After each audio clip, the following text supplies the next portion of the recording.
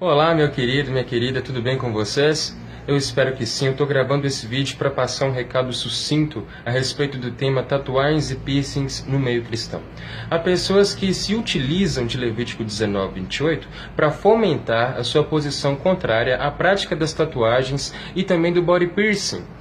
Levítico 19:28 diz o seguinte: sobre a vossa carne não fareis lacerações pelos mortos, nem no vosso corpo imprimireis qualquer marca, eu sou o Senhor.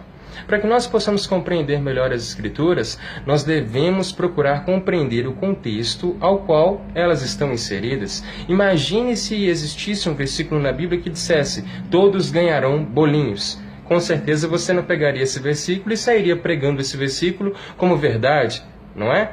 Por quê? Porque eu creio que você procuraria entender o contexto em que esse versículo estava inserido, qual foi o escritor, qual foi o destinatário, em qual época, qual era a cultura e etc. Na verdade, da mesma forma também nós devemos observar Levítico 19:28, bem como toda a Bíblia.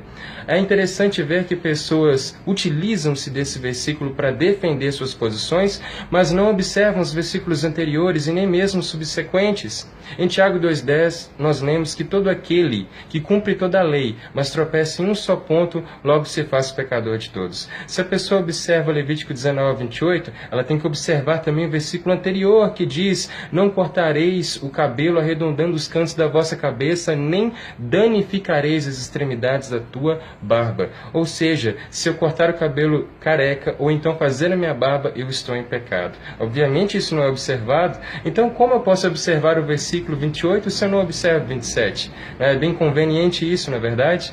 Bem como também, se eu observar Levítico 19:28, eu tenho que observar as demais ordenanças da lei, como, por exemplo, se a minha mulher se menstruar, ela deve ficar distante de tudo e de todos durante 7 dias, até que o tempo da impureza dela se passe. Eu não posso comer carne de porco, não posso comer frutos do mar. Mas se o meu filho me maldisser, se ele me responder, eu tenho que apedrejá-lo até a morte. Com certeza nós não fazemos isso. Infelizmente, há tantas pessoas que manipulam as Escrituras para defender o seu ponto de vista que a verdade tem sido negligenciada. Se a lei deve ser considerada, ela deve ser considerada em sua totalidade e não apenas os pontos parciais da lei para defenderem determinado ponto de vista. Vale salientar que hoje nós estamos em Cristo, nós estamos na graça e que o fim da lei é Cristo. Eu invalido a lei? De modo algum. Através da lei, nós tivemos uma sombra das coisas que estavam por vir, as quais estamos vivendo hoje em dia, mas hoje nós estamos vivendo na graça de Cristo. Há determinados assuntos, sim, que nós devemos levantar, bem como o escândalo. Há diversas referências na Bíblia, as quais nós podemos meditar, como 1 Coríntios 8, final de 1 Coríntios 10, Romanos capítulo 14, mas respondendo à pergunta se tatuagem é pecado, sinceramente eu não tenho base bíblica para dizer isso. A tatuagem não é pecado, mas o que eu faço com a prática, o que eu faço com a tatuagem pode ser pecado. As minhas intenções, os desenhos que eu faço e etc. Bom, eu deixo essas pequenas palavras para que vocês possam meditar, depois leiam essas referências às quais forem passadas, procurem a respeito desse assunto na internet, há um vasto conteúdo abordando esse tema. Que Deus abençoe vocês, um grande abraço.